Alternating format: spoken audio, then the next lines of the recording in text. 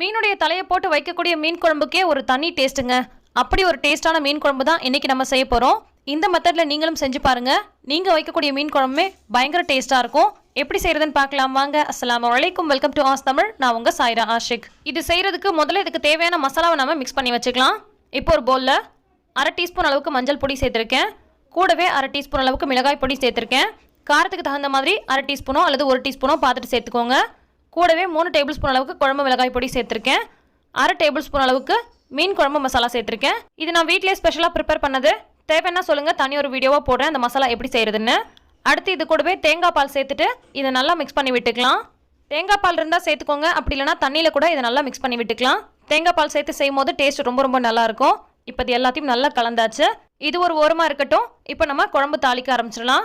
குழம்பு தாளிக்கிறதுக்கு மண் சட்டி வச்சு தாளிச்சோன்னா ரொம்பவே நல்லாயிருக்கும். தேவையான அளவுக்கு நல்லெண்ணெய் சேர்த்துட்டு கூடவே நம்ம தாளிப்பு வடகம் சேர்த்துக்கலாம். நல்லெண்ணெய் சேர்த்து செய்யும்போது டேஸ்ட் ரொம்ப நல்லாயிருக்கும்.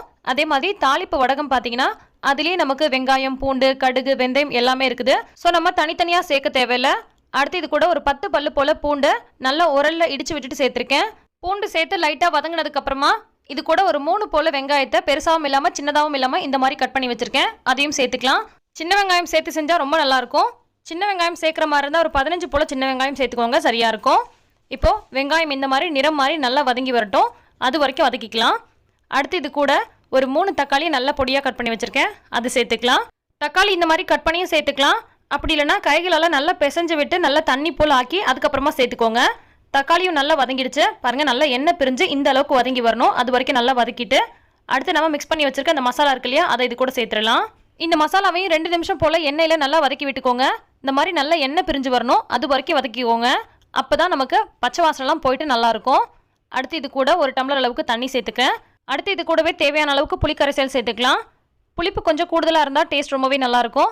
ஸோ தேவையான அளவுக்கு புளிக்கரைசல் சேர்த்துக்கோங்க. ஒரு எலுமிச்சம்பழம் அளவுக்கு புளி சேர்த்திங்கன்னா சரியாக இருக்கும்.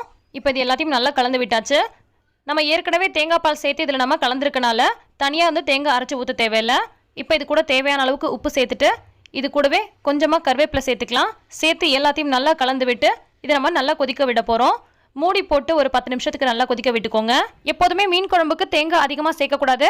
கொஞ்சமாக சேர்க்கும் போது தான் டேஸ்ட் நல்லாயிருக்கும். நிறையா சேர்த்துட்டிங்கன்னா ரொம்ப கெட்டியாக இருக்கிற மாதிரி இருக்கும் குழம்பு. மீன் குழம்பு கொஞ்சம் தண்ணியாக இருந்தால் தான் சாப்பிட்றதுக்கு நல்லாயிருக்கும். இப்போ ஒரு 10 நிமிஷம் போல் நல்லா கொதிச்சு குழம்பு சரியான பக்குவத்துக்கு வந்துருச்சு. இப்போ நம்ம எடுத்து வச்சிருக்க மீன் துண்டுகளை போட்டுடலாம். மீனோட மண்டை குழம்புக்கு ரொம்பவே நல்லாயிருக்கும். குறிப்பாக பெரிய பெரிய மீன்களோட தலை சேர்த்து குழம்பு வைக்கும் போது டேஸ்ட் ரொம்பவே நல்லாயிருக்கும். சாப்பிட்றதுக்கும் வசதியாக இருக்கும்.